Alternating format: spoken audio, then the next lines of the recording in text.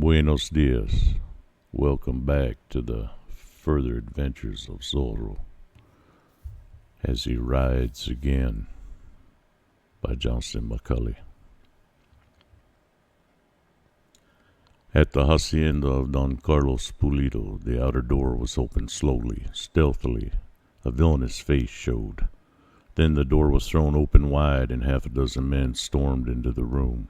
Donna Catalina gave a shriek of fear and sprang backward, and as the senorita rushed to her, clasped her in her arms. Don Carlos looked up quickly from a garment he had been inspecting and sprang to his feet. "Pirates!" he roared. The aged Don seemed to renew his youth with that cry.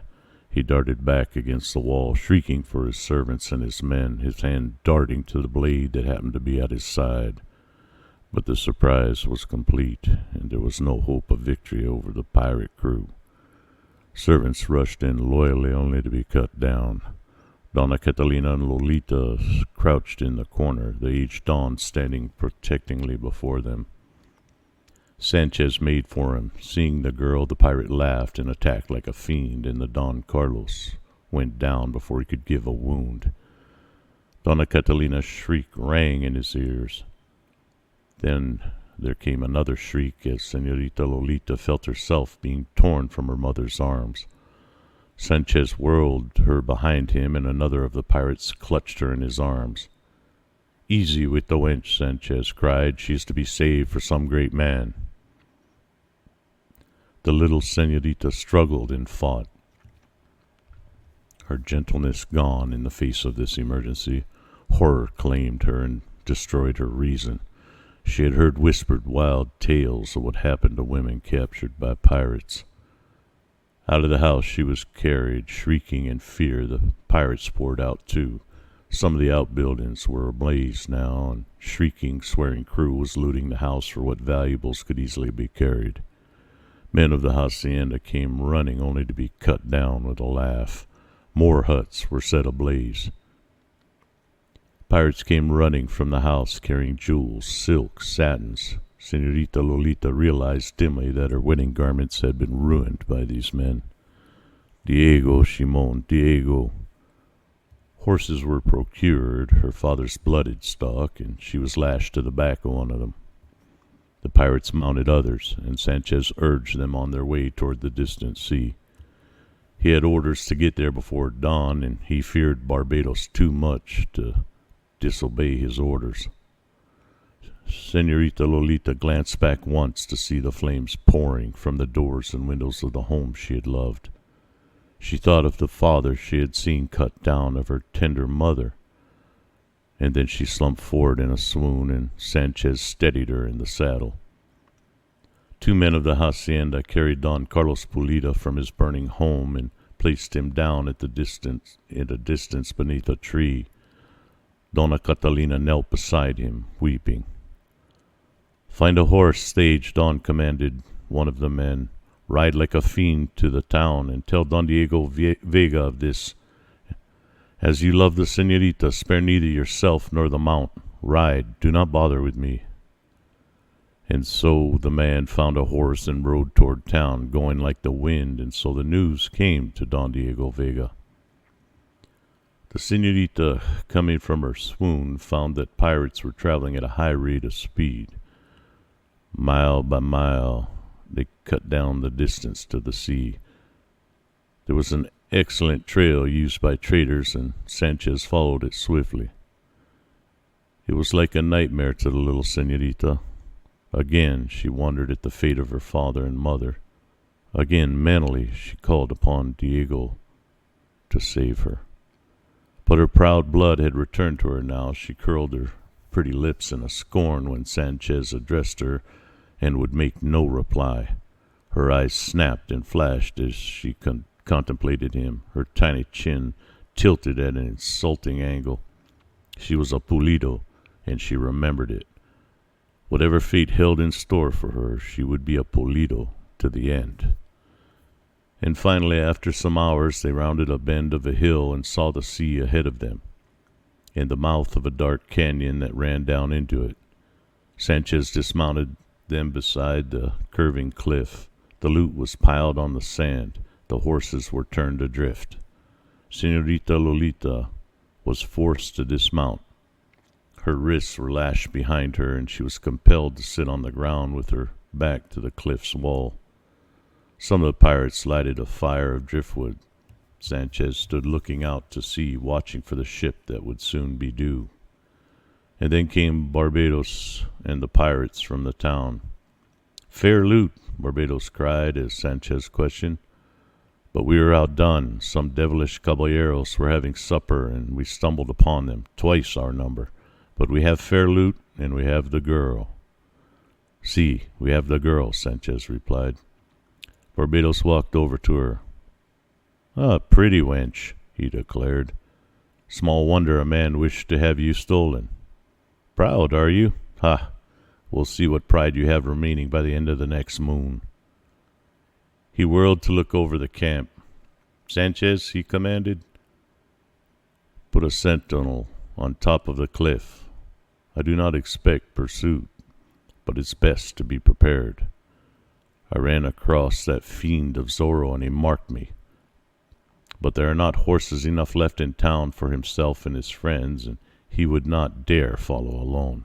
Nevertheless, put a sentinel on the cliff." Sanchez obeyed. A man mounted to the top. On a level stretch of sand before them, they could see his shadow in the moonlight as he paced slowly back and forth. Back and forth he went, while Señorita Lolita sat and watched the shadow and shivered to think of what was to come. Barbados and Sanchez prepared the loot for the ship's boats when they should come. There was an abundance of wine, and the pirates began drinking it. They shouted and laughed and sang, while the little señorita shuddered and watched the shadow as it went back and forth, back and forth.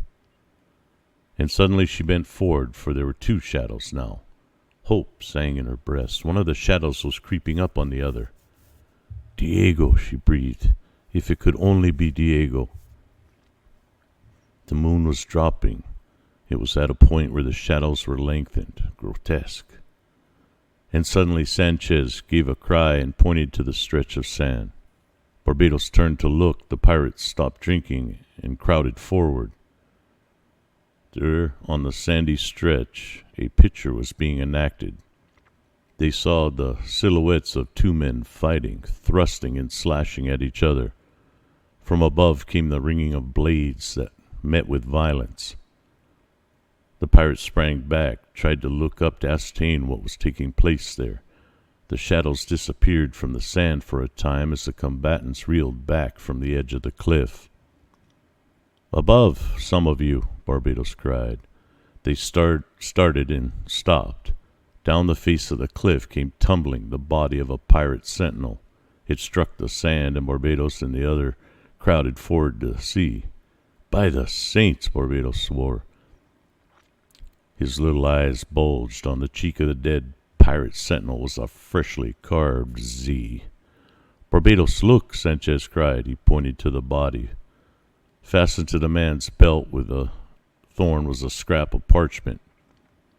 Barbados went forward gingerly and plucked it off. On it were the words, evidently traced in blood with the point of a blade. Barbados read them swiftly. "Señores, have you seen this one?" There was a moment of horrified silence, during which nothing was heard save the soft lap of the sea against the shore and the labored breathing of the terrified pirates. And then Barbados swore a great oath, and he looked toward the summit of the cliff once more. "'Tis that cursed Zorro, the land pirate," he shrieked. "Spit upon him! After him, dogs! Bring me his heart on the end of a cutlass blade, or fetch him alive if you can, that we may have the keen pleasure of killing him slowly." Some of the pirates were already struggling to get up the narrow path that led to the top of the cliff, slipping and falling back as the soft soil and gravel rolled beneath their feet. Sanchez started with them, eager for combat. Barbados, however, lingered behind, seeing to the loot and his fair prisoner. He was very busy about it, for he was not eager to join the others and run the chances of matching blades with Señor Zorro again. Barbados remembered well how he had felt during the fight in the house of Don Diego and Reina de los Angeles, when he had realized fully that Don Diego was merely playing with him and could have silenced him forever whenever he willed. The pirates reached the summit finally, but could see nothing there save a few clumps of brush and a few stunted trees that looked grotesque in the bright light of the moon. They examined the shadows carefully, but located no man. Yet from the near distance came a ringing, a mocking laugh.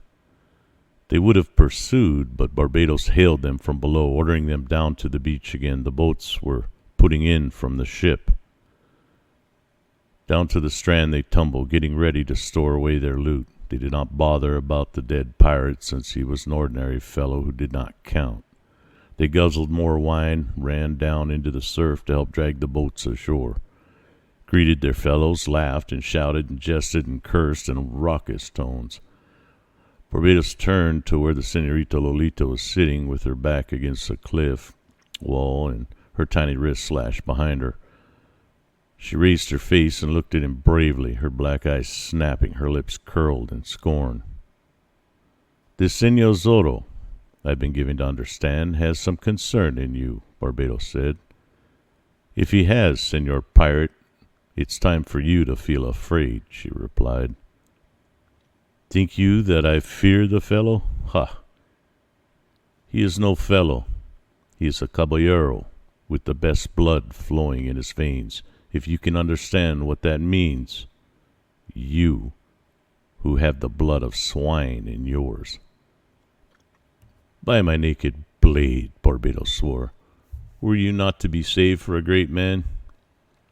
"I'd punish you well for that mark," remarked Proud One. "Pride of blood, eh? Ha! 'Tis a thing you'll be willing to forget and eager within a moon's time, when this man of whom I speak— Is it necessary to speak at all to me?" the little senorita wanted to know. Barbados snorted his anger and disgust. For a moment he turned away to issue a volley of commands to his men who were loading the boats. He berated Sanchez for being slow. He glanced up the face of the cliff once more, as though expecting Senor Zorro to come rushing down, deadly sword in hand. Presently he called two of his men to him. "Take the wench to one of the boats," he commanded. "Keep her wrists lashed. Make certain that she does not hurl herself into the sea. These high-born wenches have some queer ideas and are not to be trusted at a time such as this." The two men grasped her roughly and forced her to her feet. The senorita gave out a little cry, more because of her injured dignity than from pain or fear. Barbados whirled toward them again, anger in his face. "Easy with the wench," he commanded. "She is a proper and valuable share of the loot. If she is delivered in good condition, then do we share greater in the other things." Down to the edge of the hissing surf they went, Senorita Lolita Pulido forced along between them. She still held her head proudly, but the light of the dying fire reflected in her face showed a trace of glistening tears that could not be choked back. Still, she had some hope. Don Diego was near at hand. He already demonstrated his presence, and he would not entirely desert her while he lived. He could be expected to play Senor Zorro now to the end of the chapter. They lifted her, carried her between them, and put her down into one of the boats. She sat at one side of the middle seat, a wide thwart. Her bound wrists were over the side, and by turning slightly she could see the tossing water less than 2 feet below her now, for the craft was heavily loaded. The pirates tumbled into the boat and picked up the oars. One thrust her cruelly against the side. Barbados himself sprang in last of all and ordered his men to give way. The other boats prepared to start also. On the summit of the cliff, Don Diego Vega crouched and watched them, but he was not the easygoing, fashionable, nonchalant Don Diego now. His eyes were narrowed and piercing. His lips were set thin in a straight line. Don Diego had vanished, and in his place was Senor Zorro, the fox, the man who had ridden up and down the El Camino Real to avenge the wrongs of frailes and natives, and Señor Zorro would know how to deal with this grievous wrong which touched him personally. The pirate craft was anchored close inshore. It would not take long for the boats to reach her. The moon was sinking and soon would be gone. There would be but a brief period of darkness before the dawn came stealing across the land to the sea. His caballero friends were far behind him, he knew, and they would make for the trading schooner anchored a few miles away, perhaps instead of coming here. And Señorita Lolita Pulido was in the hands of pirates and expected to be rescued. Señor Zorro realized these things even as he watched the pirates preparing to launch their boats. It did not take him long to make a decision. He crawled backward a short distance, sprang to his feet, and ran to the edge of the cliff in a little cove a few yards away, a spot that pirates could not see from their boats. He made certain that his sword was fast in its scabbard. He tightened his belt. He went to the edge and glanced down at the hissing sea a score of feet below, where it rolled and eddied in a deep pool close to the rocks. Back he went again. Suddenly he darted forward, took off at the very edge, and curved gracefully through the moonlight in a perfect dive. He struck the water and disappeared, but in a moment he was at the surface and swimming away from the treacherous shore. And he found that it was treacherous in the tide and enemy. It pulled at him and dragged him down. He fought and struggled against it and finally won to safety. The boats were just starting from the land, and Señor Zorro, low in the water, swam as though in a contest for a prize straight toward the nearest of the boats, which was the one in which Señorita was sitting captive. Señorita Lolita was struggling now to be brave. The pirates were singing their ribald songs and indulging in questionable jests. They swore as they tugged at the oars, cursed the heavy load of loot, and blasphemed because of the work they were forced to do.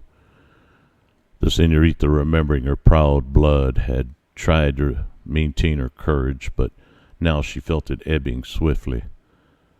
There seemed to be no hope. She could not believe that Don Diego could come to her rescue in the face of such terrible odds.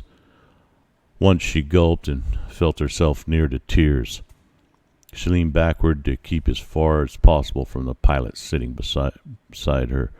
The stench of his body and breath was almost more than she could endure. Now they were halfway to the pirate ship. Lolita had arrived at a decision.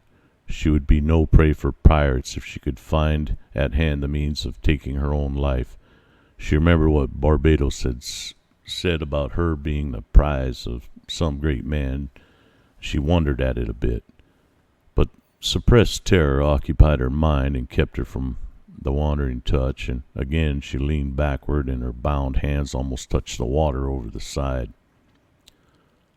The pirates, nearing exhaustion, were rowing slowly now, sweeping their long oars in unison but without their usual force, and suddenly the Señorita Lolita flinched and almost cried aloud, then struggled to overcome the shock she had felt. Her hands had been touched. At first she thought it was some monster of the sea, and then a cold wave had washed them, but the touch came again. She knew for what it was, the touch of another hand. Another touch, and her cheeks flamed scarlet. The señorita had her hands kissed before, and she knew a kiss when she felt it. She turned her head slowly, leaning outward and glancing down. Her heart almost stood still, for Señor Zorro was there, his face showing just at the surface of the water. Don Diego, her husband-to-be, was there, swimming alongside, smiling up at her, within a few feet of the pirates, who bent their backs and rowed and never thought to look down. Fear clutched at the señorita's heart for an instant, fear for him, yet admiration for his daring, too. Her blood seemed suddenly hot instead of cold. The touch of his lips had been enough to do that. He dared not speak, of course, though the pirates were shouting and singing, but his lips moved and formed voiceless words, and the señorita understood. "Courage, I'll be near," he mouthed. She nodded her head slightly in token that she understood, and Don Diego Vega smiled yet again and sank out of sight beneath the waves. The boats were almost to the vessel now. The bright moon shipped a last ray across the tumbling sea and sank to rest. On the deck of the pirate craft, torches flared suddenly to guide the boats. They reached the side. Rough hands lifted the senorita and forced her to the deck above. Swearing, sweating men commenced handing up the loot. Barbados howled his commands and curses, Sanchez echoing them. To one side, the senorita was held by the two men who had guarded her on the shore, awaiting disposition by the pirate chief. "With speed, dogs," Barbados shrieked. "We must be away before the dawn." The entire crew was working amidships, getting in the plunder in the boats. They gave no thought to bow or stern. And up the anchor chain and into the bow crept a dripping figure with a cry for vengeance in his heart and the sword of Zorro at his side. Senorita Lolita Pulido, after a time, was conducted by Barbados to a tiny cabin below decks. It was no more than 8 feet square and had a bunk along one side of it. Certainly it was no place for a delicately reared lady of gentle blood. It was far from being clean in the first instance. Vermin that meant nothing to pirates caused the senorita to shudder and almost scream. Even as she entered, 2 huge rats scampered through a hole in the cabin floor and rushed down into the bowels of the ship. "'Tis no palace," Barbados admitted. "I'll leave the torch so you can have light until the day dawns, which will not be long. The torch will keep the rats away. The smoke will drift through that open portal. You'll be safe here. There are no weapons, and even such a small, dainty, tender human being as yourself cannot squeeze through that portal and drop out into the sea." The senorita had no reply for him. She tilted her chin again, tried to hum a little song, and glanced around the tiny place. Barbados grew surly. "Too good to speak to me, are you, proud one?" he sneered. "You may have another tune to chant before many days, after you've met the man for whom you were stolen. Is there anything you want or need?" The senorita's face flushed, but she faced him bravely. "I want your absence, and deeply feel the need of it," she replied. "By my naked blade, were it not that you are to be handed over to another, I'd take it upon myself to tame you," Barbados declared. "Ha! Deliver me from proud wenches with their noses in the air." He fastened a smoking torch to the wall, went out, and slammed the door behind him, and Senorita Lolita heard a heavy bar being dropped into place. For a moment she stood in the middle of the cabin, her hands clutching spasmodically at her breast, and she went over to the bunk, inspected it, and finally crawled upon it and sat cross-legged, staring at the opposite wall. The ship was old, the floor worn and full of holes, and the walls had cracks in them. From one side came a stench, as though supplies had been stored in the space adjoining and had spoiled. Through the portal she could see the black night. The horror of her situation was heavily upon her now, and she seemed to fully realize her predicament for the first time. She remembered again how she had seen her father cut down and her home in flames. She wondered how it fared with her parents, and wondered, too, what was to be in the future. The only ray of hope was that Don Diego was near, that Señor Zorro had promised to give her aid, and that his sword would protect her. And yet, how could he, one man against scores of scoundrels? Don Diego, even as Señor Zorro, was only human after all. Yet she hoped that at the climax he would reveal himself. He was a caballero, and he would know what to do in an emergency. Better that Señor Zorro drive his blade through her heart than for her to live stained. She heard tumult on deck, a great noise, sounds of clanking chains, and knew from the feel of the ship that she was under sail. Above her feet pattered on the deck, and the great voice of Barbados and The echoing one of Sanchez came to her from a long distance. The rushing wind pulled the smoke of the torch through the open portal. The senorita sighed and leaned her head against the wall of the cabin. Tears trickled from her eyes, and she started coursing down her cheeks. But she wiped them away swiftly. None of these pirates should see her cry. Never would they be able to say that one of the blood of the Pulidos had shown any fear. She closed her eyes for an instant, as though that would shut out the horror of her thoughts, but found that it did not. It seemed to her that she heard a faint hiss, but she supposed that it was the wind or the water. She opened her eyes again and almost shrieked in alarm. 4 inches in front of her face, the point of a sword had slipped through the tiny crack in the wall, coming from the space adjoining. The senorita recoiled a space, but watched the blade as though fascinated by it. Inch by inch it slipped through the wall until 2/3 of its length was inside the cabin, and again she restrained a cry, but this time a cry of joy. On the blade, marked with some black substance, was a big Z. So Senor Zorro, even now, was near. He was on the other side of the partition, only a couple of feet from her. She bent her head forward as the blade was slowly withdrawn, put her lips close to the tiny crack in the wall. "Diego," she whispered. "Not Diego, but Senor Zorro, senorita, at your service," came back a very low tone. "Thank the saints," she breathed. "But what can you do? You must be careful." "Think you I would allow them to carry you away and not follow?" he asked. "If they find you, do you put such small value, senorita, upon my ability to care for myself?" "Diego, Zorro," she whispered. "To you I am not backward. I'm confessing it. I am so afraid." "Then I will sing for you, beloved." "Zorro, dare not to do it. They may hear." "Let them hear a decent song for once in their wicked lives," Senor Zorro said. "Be of strong heart, senorita, and be not frightened at what you may hear or see. It is my mind to terrorize the vermin who call themselves men. Prepare to be rescued." "Brave words, Diego," she said, "but you cannot fight against 80. If at the end you could do me one service." "And that?" he asked. "Death is to be preferred to dishonor, Diego." "Why speak of dying? Do you forget that you are my bride-to-be? You are to live, and I am to live, senorita, and have many happy years.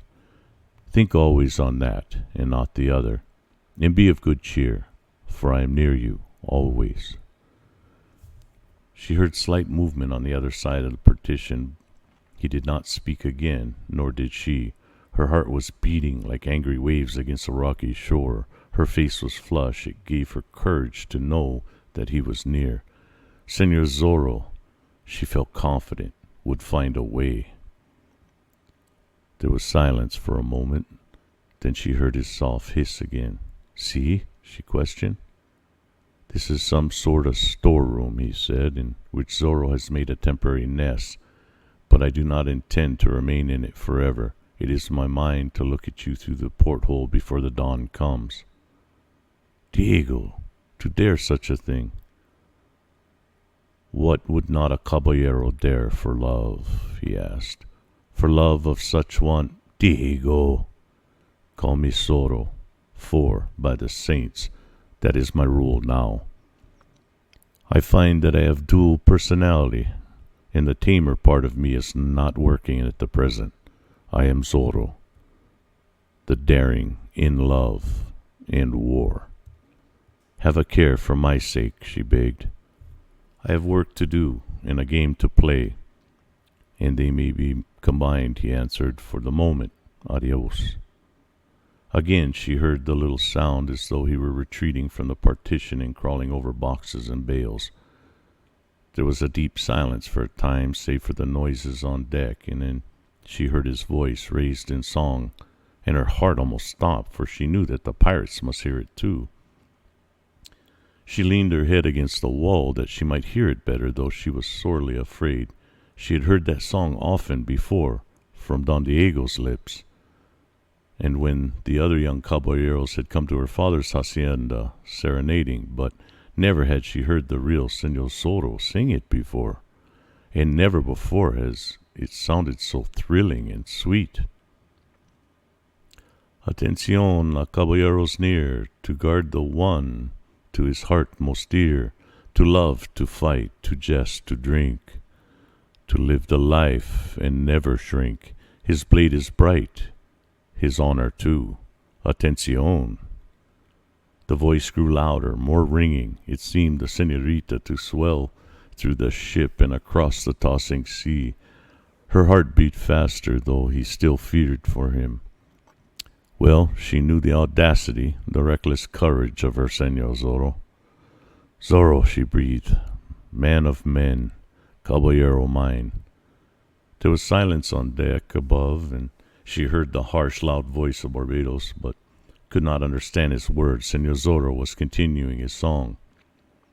Atención! I've a thrust in store, for rogues, for foes, in abundance more, to shield my lady from all harm, to save her from the world's alarm. A caballero calls to you, atención.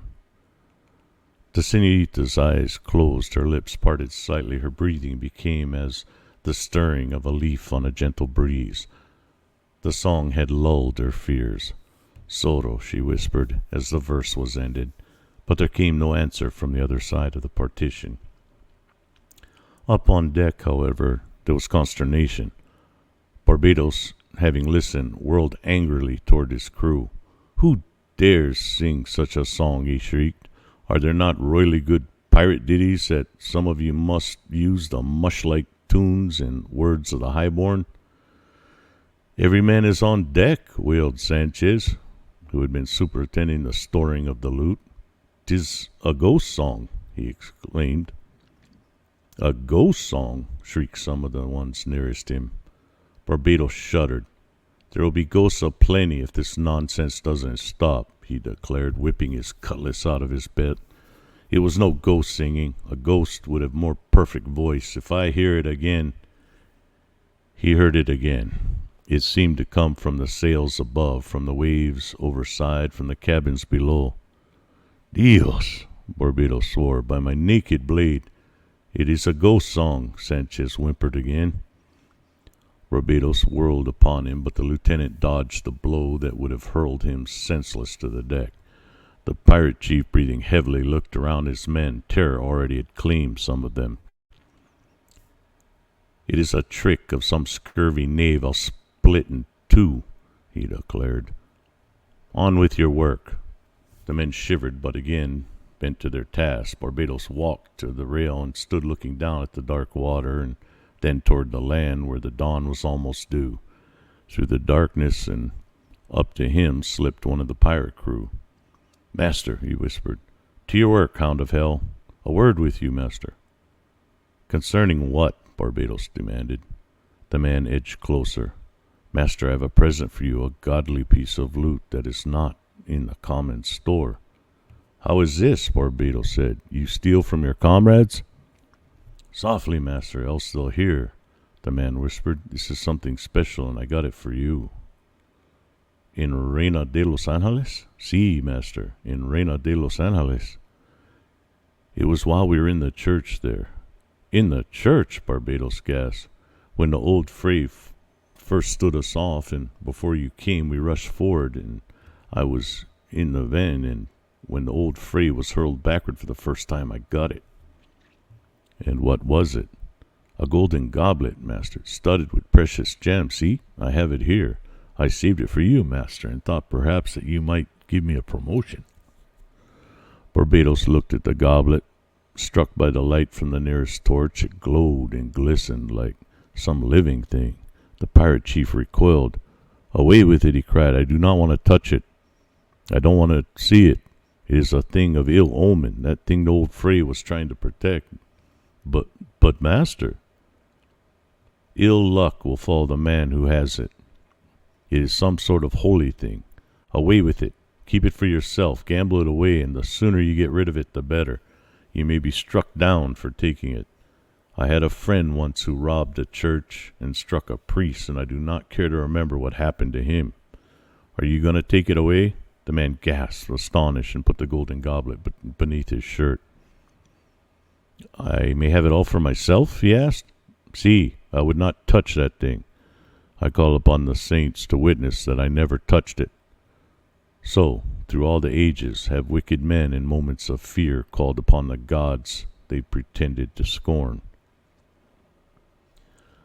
Senor Zorro, having concluded his song, crept over the boxes and bales to the little door of the storeroom. There he crouched and listened for a time, but heard nothing save the noise from the ship's deck and the wash of the sea and the singing of the wind through the rigging. Presently he opened the door a crack and peered out into the pitch-dark, narrow passage. He slipped through and closed the door after him. Again he stopped to listen, and then he crept forward and reached a ramshackle ladder, and he went up it swiftly and silently to the tiny hatch. Lifting the hatch, he crawled out upon the deck near the rail, hidden from the glare of all the torches. He had seen a ship as this before and knew her build well. There were no mysteries for him. Along the rail he went like a shadow, and silently. He reached a point where he could look amidships. Barbados was back among his men now, urging them for greater speed, and Sanchez was echoing his commands. The ship was sailing at a fair rate of speed before a freshening breeze. Senor Zorro crouched in the darkness and contemplated the pirate crew for a moment. He put out a hand to brace himself against the rolling of the vessel, and it came in contact with a tub of small bolts. Senor Zorro had an inspiration. Far ahead of him, in the flare of the torch, he saw a ship's bell. Senor Zorro grasped one of the little bolts, stood to his feet, took careful aim, and hurled the bolt from the darkness. He missed the bell by a fraction of a foot, and the bolt flew overboard. Senor Zorro grunted, got another bolt, and tried again. It struck the bell squarely, glanced away, and fell into the sea. Out above the din rang one clear note. The ship had an excellent bell. Instantly there was silence. Barbados whirled to look forward. His crew stood open-mouthed. "The ship's bell sounded," Sanchez wailed. "And which one of you struck it?" Barbados demanded. "No man was near it," Sanchez declared, "but it sounded. I do not like this business." Barbados shivered, but made a show of courage. "Something struck it," he said. "Possibly something dropped from aloft. Are you babies that you flinch because of the ringing of a bell? Do your work, else I made among you naked blade in hand. Ha! I've sailed with a throng of children, it appears." They bent to their work again, and at that moment Senor Zorro hurled another bolt, and the bell rang out clearly once again. Again they stopped work, as though Barbados had bawled an order for the men to cease. "A ghost bell!" a man shrieked. "A ghost bell!" Sanchez declared, crossing himself. "We're doomed. The ship is doomed. Do your work." Barbados was both afraid and angry now. He strode forward, threatening them. He made his way toward the bell and stood looking at it. Because of his presence, the bell did not ring again, yet Barbados did not feel at all easy. He beckoned the man who had the goblet. "You retain that thing?" he asked. "Si, senor. It's an evil thing for you to hold." "You want it?" "Not by the saints, no," Barbados swore. "And do you keep away from me with that thing is in your possession. If misfortune comes to the ship or the company because of the goblet, then you will go overside first, and with the weight around your neck." The man scurried away along the deck, and Barbados, his courage returning, whirled around and issued a volley of commands. From the darkness, Senor Zorro hurled another small bolt, and for the third time the bell sent forth its ringing message. Barbados whirled around again, his face suddenly white. He was within 6 paces of the bell, and he knew that no other man was nearer in it than that. He felt the eyes of the terror-stricken crew upon him and knew that he must show courage now, else lose control over his men. "Someone's playing a trick," Barbados said, "and when I find that hound of hell who's doing it, I'll feed him to the sharks in 2 sections." He called 2 of the men, bade them get torches, and sanctioned them near the bell with orders to watch it closely. They shivered, but they obeyed. Thoughts of a ghost were terrible enough, but Barbados was there in the flesh, and his cutlass was ready in hand. But the bell did not ring again. Senor Zorro had accomplished his purpose, which was to make the crew nervous, and he was through playing in that direction. He slipped along the rail now and then again, peering over. After a time, he picked up a line, fastened it to the rail, and tossed the other end overboard. Tried with a weight to his body and made a loop in it and slipped one leg through the loop. Over the rail and down the side he went, slowly and carefully, the sword of Zorro in its scabbard at his side. And presently he came to a porthole through which light streamed. He swung around, grasped the edge of it. The Senorita Lolita, looking up suddenly, almost shrieked in sudden alarm. But the next instant she was off the bunk and across the tiny cabin. Her face was within a foot of his. "Zorro," she said, "you're doing a reckless thing. Would I allow a few score mere pirates to keep us apart?" he asked. "Am I that sort of caballero? But you're in grave danger from the men above and the sea beneath." "Danger is the spice of life, senorita. After we are wedded, it will be time enough for me to be tame." "But that may never be, Diego." "Zorro, senorita. If it's all the same to you, I must remember continually, now, that I am Zorro." "You must get back to the deck and go into hiding," she said. "I fear for you. And should anything happen to you, what would become of me?" "It is some small risk," Zorro admitted, "but I felt that I should make this call." One of her hands was at the portal's edge. Senor Zorro, clinging to the rope, grasped in his right hand and carried it to his lips. "The most beautiful senorita in all the world," he said. "Zorro. And for once I have you, senorita, where your dueña is not present to pester us. We are not betrothed. We are to have been wed today. I will have more courage, senorita, if I have felt your lips against mine. The memory of your betrothal kiss still tingles in my veins, but it is a memory that should be refreshed. Senor, how is this? Diego, Zorro, I mean. That is much better. And then you'll climb above and take heed for yourself.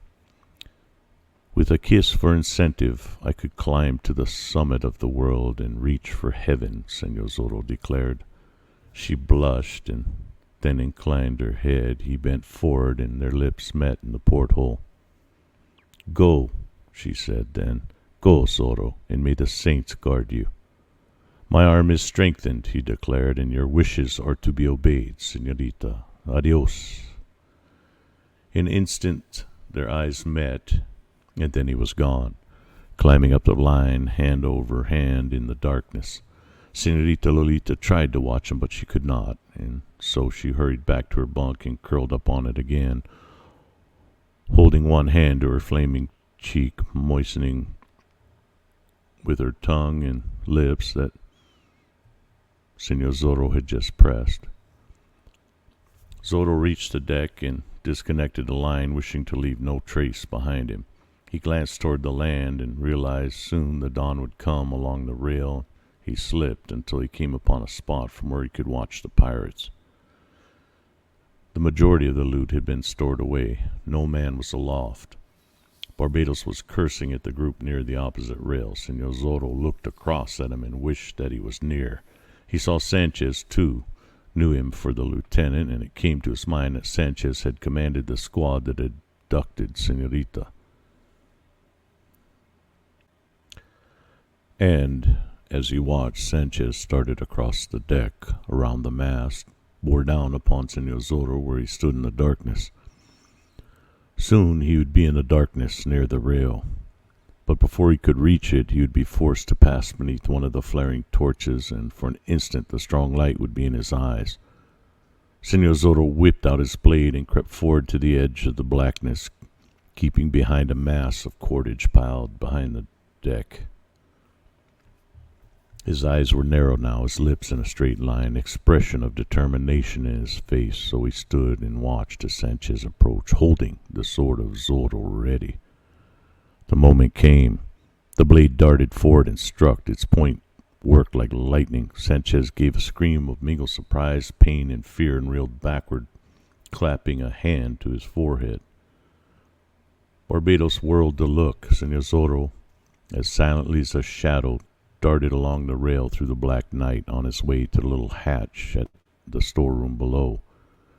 "Fiends of hell!" Barbados was shrieking. "Sanchez, what is it?" He screeched like a shocked wench. Sanchez, still shrieking, staggered back and turned beneath the flaring torch to face him. On his forehead was a freshly cut letter Z. "The mark of Zorro," Barbados gasped. "So, a demon struck me," Sanchez screamed. "I saw no man. Something came out of the night and struck me." "Fool," Barbados shrieked. "A blade made those cuts."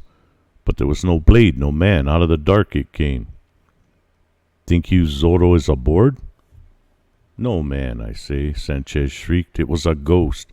There's a ghost aboard. We're doomed. The ship is doomed. The ship bells ring and the men are cut." "By my naked blade," Barbados swore, "a sword in the hand of a human made that cut. Do I not bear one myself?" "But how could this Senor Zorro get aboard?" Sanchez wailed. "It was a ghost."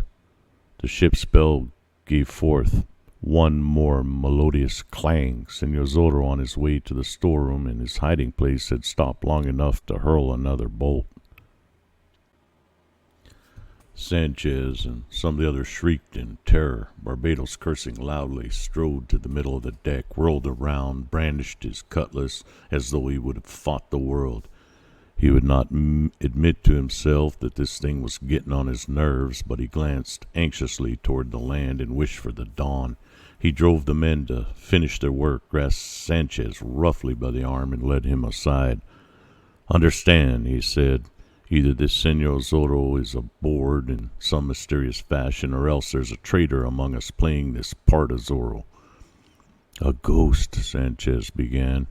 "Another word of ghosts and I'll run you through," Barbados warned. "The men are silly fools, but you're supposed to have some sense, being second in command. When the day comes, we search the ship, and if we find this Senor Zorro hiding, we'll deal with him in a way he will not relish. He's one man against many." Sanchez shivered and raised a trembling hand to his flaming forehead. The blood had streamed down his cheek from the wound Senor Zorro had put there, and Senor Zorro, on his way to his hiding place, had paused for an instant to watch this comedy. He paused and so was lost to caution. Back along the rail he hurried, and from the tub he took some more of the bolts. Up into the rigging he went like a monkey. Until he was over the deck, he braced himself and took careful aim, and once more rang the bell. The pirates whirled about, and Barbados took a step forward, an oath rumbling from his lips, while Sanchez screeched and tried to hide behind the mast. Senor Zorro hurled another bolt, and this one struck Sanchez on his shoulder. He cried out again and fled across the deck. Another bolt hurled through the night, and this time Barbados felt the blow on the back of his neck. The screeches of Sanchez drowned the noise of the bolt falling to the deck. The pirate chief whirled upon the men nearest. "Someone is playing tricks," he shrieked. "If I find a man doing it—" The bell rang again. It was too much for the pirates. They rushed toward the rail and stood there, white-faced and shivering, clutching their breasts, looking out into the black night as though they expected some demon to come riding toward them on the breeze. Senor Zorro went down the rigging swiftly, for the first streak of dawn was showing over the land and stealing across the sea. Along the rail he rushed, reached the little hatch, and let himself down. A few minutes later he was safe among his boxes and bales in the storeroom. He crept across to the tiny crack which Whitty had whispered to the senorita, but he could not see her where she was sitting on the bunk. He could only see straight ahead. "Senorita," he whispered. "Zorro." "Safe again, senorita. I have been playing with these babies of pirates." "Be not rash, else I call you Don Diego," she said. "How can I be Senor Zorro and not rash?" she wanted to know. "The dawn is coming. Have you rested?" "I could not sleep," she replied. "There were thoughts of you and other things." "But now I guard," he whispered. "Sleep, and I will watch." She started to make a reply, but instead she hissed a warning. Heavy steps had sounded outside the cabin door. She heard the bar being removed, and then the door was open, and one of the pirates stood in, grinning, torch in his hand. "I brought you food," he said, "at the chief's command." Senorita Lolita's curled in scorn as she looked at him. "Do you think I would eat it?" she asked. "It's the chief's command. You're to be kept well fed, and pretty as the prize of some great man. You may take your food away, and have the chief slit my throat for not carrying out his orders," the man asked. "Take me for a fool?" He stepped into the little cabin, closed the door behind him, and then she saw that he carried a bottle of wine and half a cold fowl. She gasped as she looked at the wine, for there was a label upon the bottle, and it bore the stamp of her father's hacienda. It returned to her with a rush, memory of her father being struck down, of her home in flames, of her weeping mother crouched over her father's body. She gave a little cry and reeled back against the wall. "Leave me," she commanded. "Out!" The man leered and stepped toward her. She darted away from him, horror in her eyes. She put the bottle and fowl down upon the bunk. "I leave the food and drink, pretty wench," she said. "You may use it or throw it through the portal into the sea. It's all the same to me." "Out!" she cried again. "You do not like me?" he asked, getting close to her. "Many women have.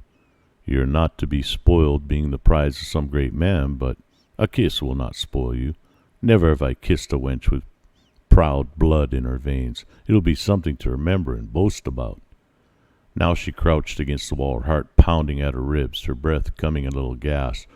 Her eyes were dilated with terror. "Out," she said, though her fear reduced her speech to a mere whisper. "Your master shall know of this." That sobered him for a moment, but the picture of her pretty self was before him, tantalizing him, tormenting him. He reached out a hand to clutch her. She could retreat no further. She put her tiny hands as though to beat him back. "What is a kiss?" he asked, laughing. "I would not harm you, only a kiss." "I'd rather die," she gasped. "For that, I'll take 2, a dozen. Proud wench, are you? Ha!"